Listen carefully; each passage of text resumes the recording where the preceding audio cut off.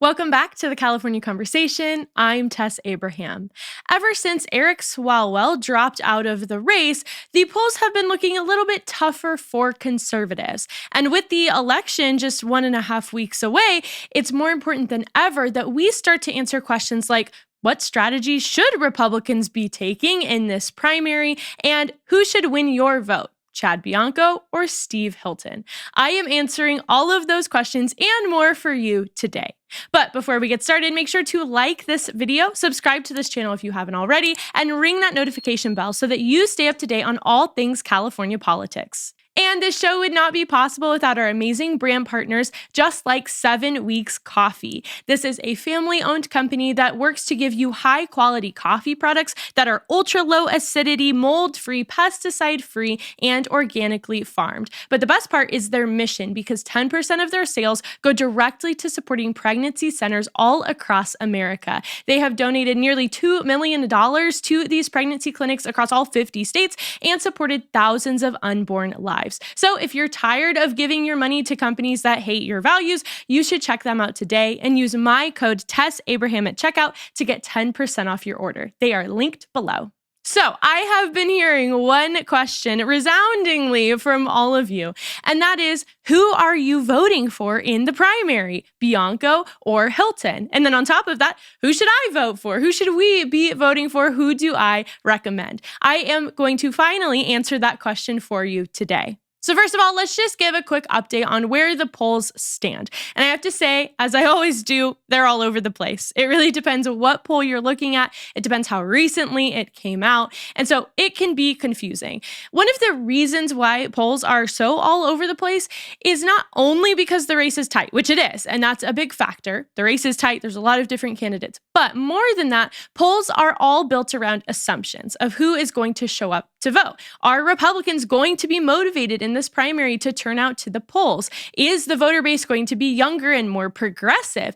Who is it that's going to be casting their ballots? Because that would make a big difference. If you make the assumption that overwhelmingly Democrats are going to be the majority who are voting and that they're all going to be young and fairly progressive, that's going to lean more in favor of Steyer or of Porter. But if you think that conservatives are more motivated, if you think there's more momentum, that there's more of a moderate middle who's going to come out to cast their ballot, that might push someone like Steve Hilton up further in the polls. So it is confusing. Everywhere you look, there's different numbers, there's different amounts, but there are a few different scenarios that are the most common among the polls that I think that we should look at. So for instance, there's an Emerson poll that came out in May. This is one of the more relied upon polls for California. And so what it showed was that Becerra was in the lead at 19%. Not a huge surprise. I had seen that in other polls as well. And then it showed Hilton and Steyer tied for second and third at 17%. From there, everyone else was fairly low. So Chad Bianco was polling around 11%, and then Porter and all of the rest of them in the race were at 10% or lower. And so our top three there are Becerra, Hilton, and Steyer. That's our first scenario. Then if you go and look at the CBS or YouGov polling, it had quite a different layout, but the same top three. So it was showing that Hilton was comfortably in the lead at 16%. It showed second place is going to Steyer at 15%, which is kind of surprising because he hadn't been in second previously. And then it showed Becerra all the way down at 13% in third. So that's totally different. Instead of Becerra being first, now he's third. A little confusing, but nonetheless, we see again, same three people, just a different order. And then if you look at the Democratic Party polling, Becerra and Hilton are actually tied at first for 18%. And then Steyer is quite a bit below them at 12% in a distant third. So like I said, I don't really know what to do with that information. It's hard to know which one is most reliable. But there's a clear pattern, which is that Becerra, Hilton, and Steyer are our top three. And it's a question as to which two are going to come out of that and advance to the November election. Regardless of the fact that we are not entirely clear who the top two are, or even who is in the lead for sure, it still gives us a picture that helps us as conservatives have clarity on who we should be voting for. Because here's the thing. Historically, Republicans in California have been really good at losing, and we need to not lose this one, at least not the primary, if we want to have any chance of advancing to November to continue being in this fight. tonight, then we know from this polling who we should vote for. And who would that be? I would say it's Steve Hilton. Now, I want to be very clear about this because I know a lot of my listeners have expressed that they love Chad Bianco. And I totally agree with you. I really like Bianco and have nothing against him at all. So I want to be clear to say that both Hilton and Bianco are incredible candidates. They have great policies. They're great people. And I think either of them would be very well equipped to lead our state and to restore it. Their policies really are very similar. There's not much that they're saying that they would do differently. And if you look at them on the debate stage, they're friends. They're not really going after each other. They're going after the Democratic machine that has continued to rule and dominate in our state. And so whichever way it was, if Bianco was in first place, that would also be fantastic. And I would be saying to vote for Bianco. But this is where we have to move away from emotionalism. We have to move away from certain preferences or an affinity toward one person. And instead, we have to look at the data and we have to vote pragmatically. So I just don't want you to hear from this that I don't like Bianco or Bianco's a bad candidate. Not at all what I'm saying. I did a whole episode on Bianco when he first announced his campaign. I was super excited. I even framed him as the sheriff who could save California. And I really believe that if he was elected, that he would enact good policies that would help to restore our state and bring us back to a place of sanity and common sense. But again, we need to ask ourselves the question of who can win. And the hard truth, the hard reality is that Bianco just doesn't have the numbers right now. And so I know that a few months ago, he did. A few months ago, it looked like Republicans were going to lock out the Democrats, and that would have been fantastic. We loved that scenario. That would have been the best. And so I think some people are still thinking, well, we can split the vote. We should split the vote so that we can have both of them in the top two. But please, let's be realistic. That is not the case. There is not going to be a split where Republicans are locking out Democrats. Now we're in danger of Hilton not even making it to the top two if Steyer or whoever's in second, if Becerra's in second, could actually squeak out enough support to now lock him out of the race. And you'd better believe that Democrats would love that they are trying to go for that. So polls from 2 months ago do not matter anymore. Good ideas from 2 months ago of a strategy for Republicans don't matter anymore, because if you vote for Bianco and he is too low in the polls, it does nothing. It doesn't get us anywhere. It doesn't help our party at all, especially if then we pull support away from Hilton, so much so that he doesn't even advance to November. So let's remember our main goal here. In this primary, we want to vote for a person to make it to the November election who we believe would be a good candidate for us to cast our ballots for at that point. We want someone who we think can change and reform and restore California. Our goal is not to get our favorite guy in office. Our goal is not to vote based on our personal affections for one person. Our goal is to do our job and to get the thing done, which is to move a Republican into November. And so that, I believe, necessitates all of us as conservatives to consolidate our support and to vote for Steve Hilton. Bianco could make change if he was elected, but he will not make change because he will not be elected. And we have to be realistic about it, even though it sucks, even though it would have been great for him to be higher in the polls. Us wishing for something doesn't mean that we get it. So we need to move forward with what will strategically and pragmatically make sense for us and what will keep us in this fight. Because I do not want to get to November and have to decide between Becerra and Steyer. That sounds like a nightmare. Please help me not have to make that choice. Now, I've said my piece. I think you should vote for Hilton. I have said why. But there are a few points I want to hit on. There are a few things I want to address because there are a few questions that have come up around Hilton and a few questions specifically around Bianco. Now, the first question I want to address is it wrong to like one candidate more than another, even if their policies are largely similar? And the answer to that is no. It's not wrong at all. And so I don't want anyone to hear that because they like Bianco, that's a stupid choice. That's not true at all. Bianco, like I've said, is a great candidate, so it's not wrong. But I think it's wrong to like someone so much that we now place their well-being. We now place the priority on getting them elected or just casting our ballots for them, even if we think it doesn't matter, more than taking a practical step to help change or reform our state. And I want to address this because I have seen a lot of discourse online and I have heard comments of people saying, Bianco's the only one who could save us. Bianco would be the savior of California. Hilton just doesn't have a minute to do it. And so I'm voting for Bianco no matter what. I think that's silly. I don't think that Bianco is the only person who can bring change to California. Maybe you think he would bring change better. Maybe you think that he would be a better leader or a better governor. That's totally fair. You can think that. But he's not the only person, because at the end of the day, it isn't about the fact that there's one person who will be our savior. We're not looking for a savior in politics. We're trying to look for the best option in front of us that also leans heavily on the realistic option of how we can have a path to victory. It's a hard balance between the two, but those are two things we have to consider.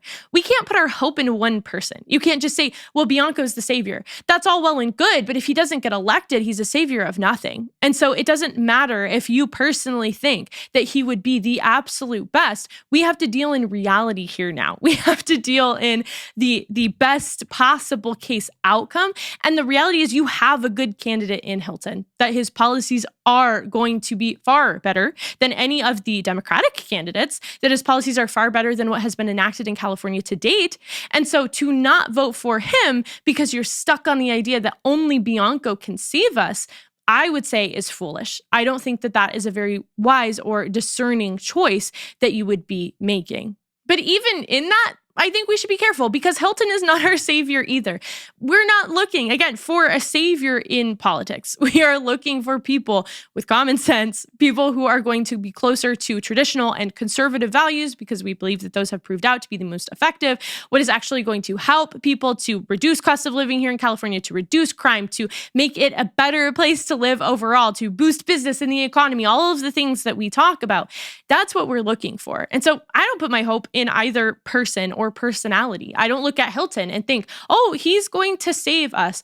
The only savior is God himself. And ultimately, we surrender to understanding that God uses people. He uses flawed and sinful human beings to accomplish his purposes and his will. And so we just need to ask, who is best set up to try to win this fight? Who do we think is going to steward the role that they would be given well? And so we will vote for that person, and then we will see what happens. And we will trust that the Lord's plan, that God's eternal plan of redemption is going off without any sort of hiccups along the way.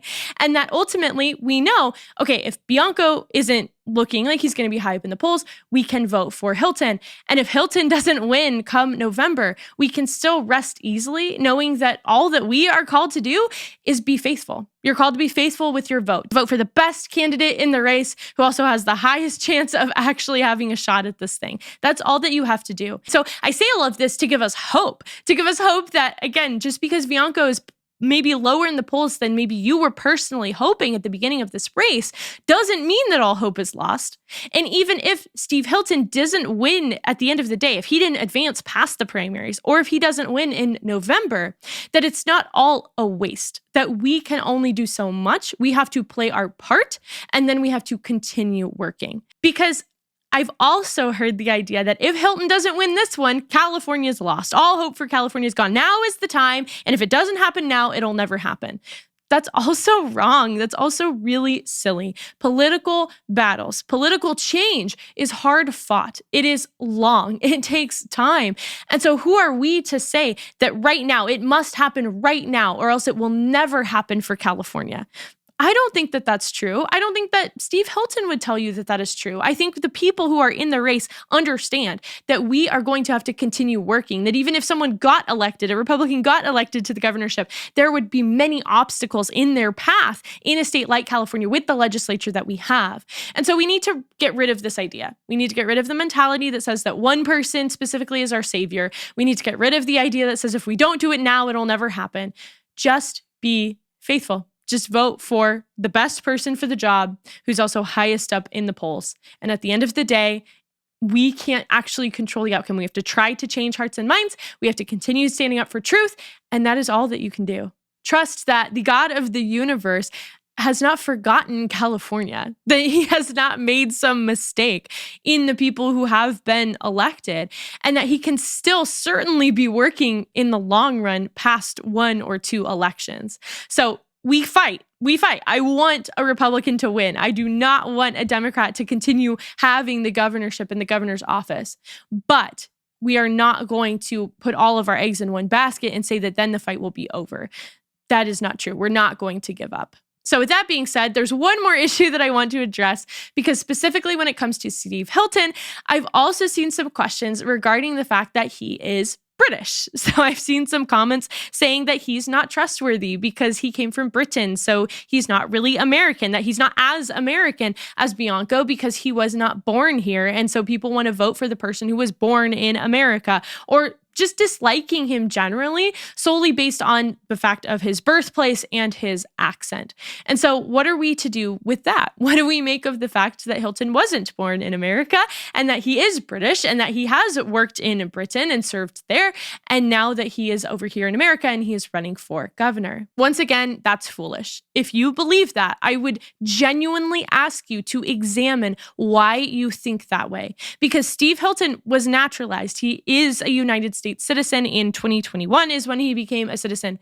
He frequently speaks about how California is a very special place to him and his family from when they moved here in 2012. He sees California as a land of opportunity, as a place that could be great for everyone in our country. It could be the best place for business, the best place to raise a family. So he truly believes in and wants to invest in our state. He has called California and America his home for over a decade, and he champions and supports and fights for the values that we hold dear to us here in America. Even as people who were born in America, he believes in all of the same ideals. And so why? Why would that be a deciding factor as to whether or not someone would be a good leader, as to whether or not someone would make good change, as opposed to the people who have been leading our state who were born in America and who have not done nearly as good of a job as Steve Hilton could do? To say that someone is not as American as someone else because they were not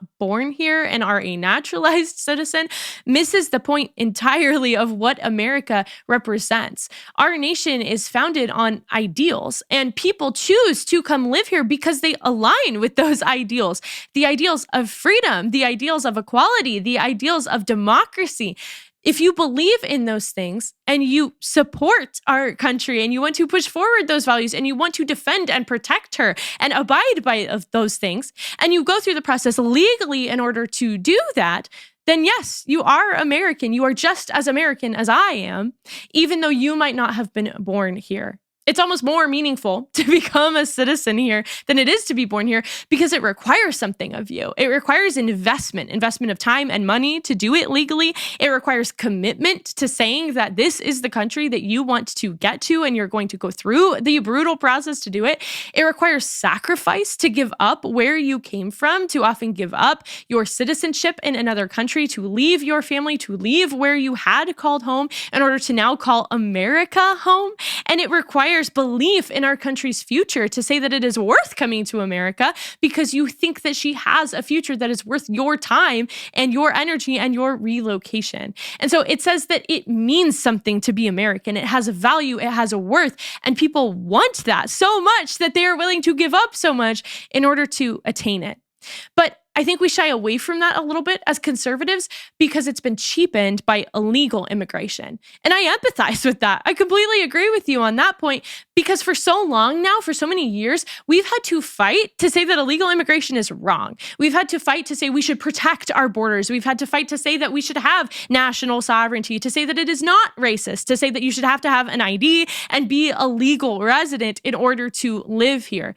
That's been a hard battle. And I have had many episodes on why California's sanctuary policies are destructive, on why I think illegal immigration is wrong, even from a biblical standpoint, let alone just a political one. So that is something that I personally believe. But we cannot conflate together illegal immigration and legal immigration. And often that conversation today is getting more and more blurred.